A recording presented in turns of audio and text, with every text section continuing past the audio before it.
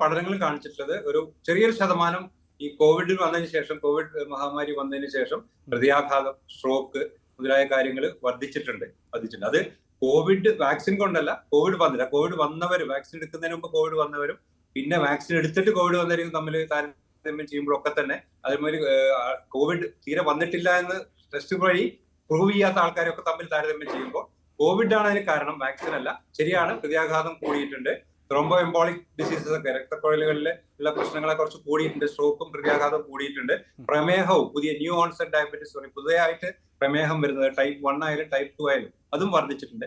അതുപോലെ തന്നെ നമ്മുടെ ശ്വാസകോശ സംബന്ധമായ രോഗങ്ങൾ, ആസ്മ അതുപോലെയുള്ള അസുഖങ്ങൾ കുറച്ച് വർദ്ധിച്ചിട്ടുണ്ട്. അപ്പോൾ കോവിഡ് എല്ലാവരെയും ബാധിച്ച ഒരു ഇൻഫെക്ഷൻ ആയതുകൊണ്ട് തന്നെ അത് മനുഷ്യരാശിയിൽ കുറച്ചധികം ആഘാതങ്ങൾ ഉണ്ടാക്കിയിട്ടുണ്ട്. അതിന്റെ ഫലങ്ങൾ നമ്മൾ ഇപ്പോഴും അനുഭവിക്കുന്നുണ്ട്. അത് വീണ്ടും ഞാൻ പറയുന്നത് വാക്സിൻ കൊണ്ടല്ല, കൊറോണ വൈറസ് കൊണ്ടാണ് എന്നുള്ളത് വളരെ വ്യക്തമായിട്ട് തന്നെ പ്രൂവ് ചെയ്തിട്ടുള്ളതാണ്.